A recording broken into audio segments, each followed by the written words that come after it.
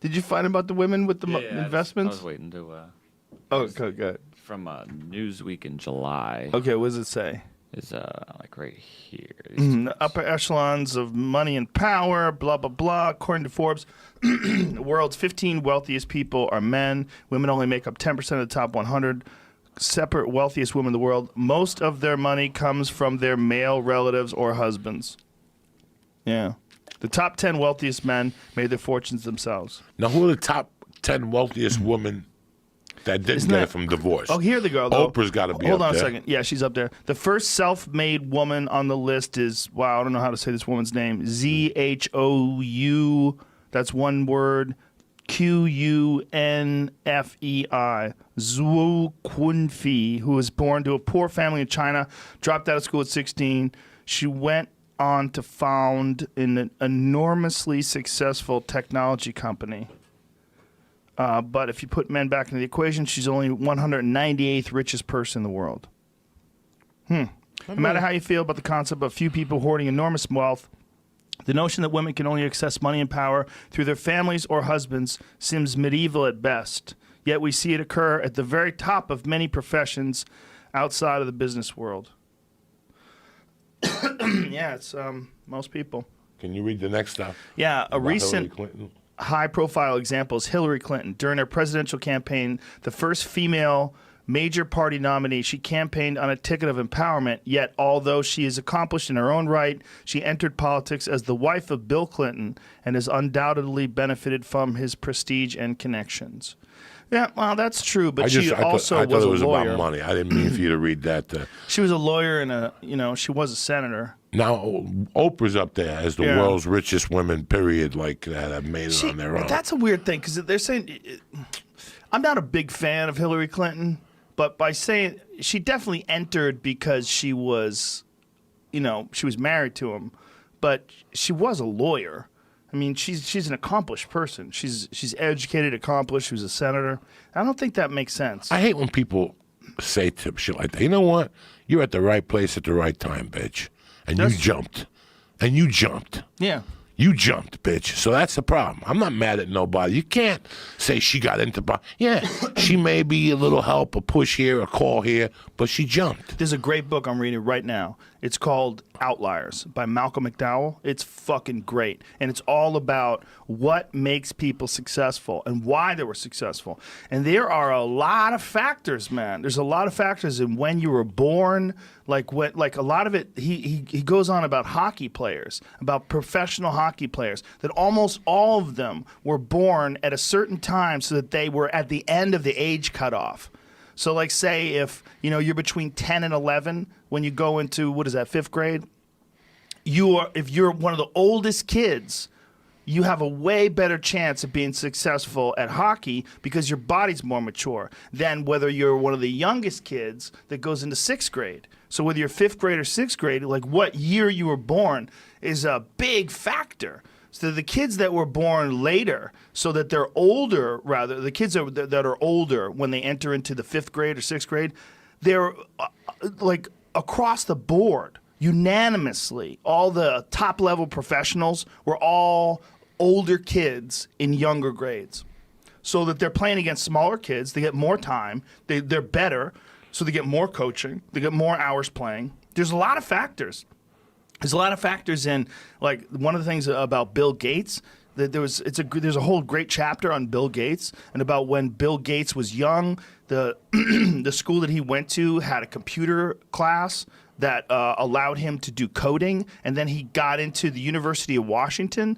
They would let him get into their computer room from 3 a.m. to 6 a.m. They had this open block, so him and his friends would sneak into that place at 3 o'clock in the morning. So all these different factors that lead to someone being like super successful, it's not just that you work hard. It's sometimes you get these weird advantages in life. There's a bunch of things. Like, for sure, hard work plays a factor. If you don't do nothing, you just sit around and woe is me and cry and think the world's fucked, you're not going anywhere. But the people that make it to the very top, the Bill Gates, the Steve Jobs, they have a bunch of things going for them. It's not just hard work. It's also circumstance, fortune, where they are, what who's around them, who encourages them. There's a bunch of, and what time they were born, and what age they were when certain things happened in the world. There's a bunch of factors. But for all those chicks, it's just marrying the right dude. Getting divorced. Getting paid. I know a lady who just got paid from a divorce, and she's just shooting shit into her face and banging 20-year-olds now. It's hilarious. She's in her late 40s, banging 20-year-old dudes. How rough must that must be to It's cut, funny, man. to cut that check? For the guy? Yeah, it's that's hard. rough. I've known guys. I knew a guy who he cut a check for somewhere in the neighborhood of $50 million. Yeah, to his ex. I know a guy who cuts a check for 30 grand a month. Gee, 30 grand a month. He Oh, I signs know a check. couple guys who pay and that. And that was not beside the $500,000 up front. Oh yeah, The yeah. house, Yep. 2 cars. Like he just walked away. I know a guy who's paying close to that, and he hasn't even seen his wife. He's been married to a new woman, a different woman, for 14 years. At least, 14 years. And he was only married to that lady for 12. And he's still cutting her checks. And no kids. He's got kids with a new woman. The old woman, no kids. Still cutting her fat checks. Tries to bring it to court, try to reduce the amount of money. She fights him tooth and nail. You son of a bitch, you left me. He left her 14 fucking years ago, man. They were only together for 12 years. It's like she doesn't want to work. He fucked her so hard she can't work anymore.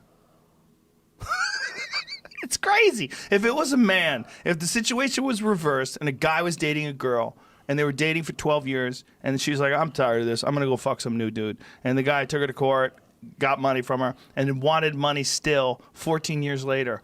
What kind of a fucking man would that be? Like, get a job.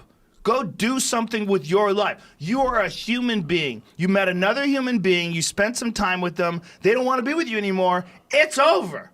Like, there's no children Now, to what are you take care going? of. What do you tell the judge that you want your lifestyle, right? Yes. The lifestyle that you were I accustomed want to to. maintain my lifestyle, Judge.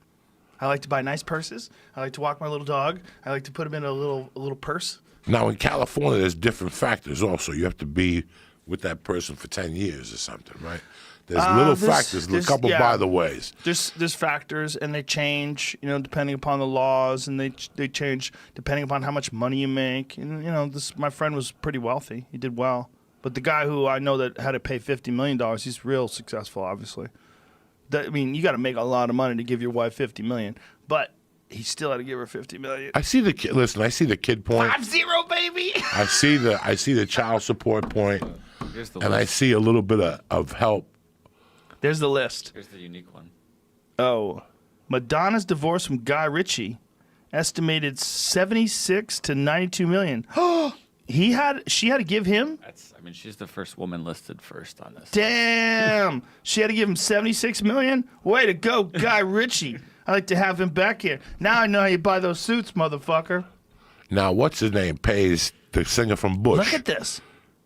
Michael Jordan's divorce from Juanita Jordan, 168 million.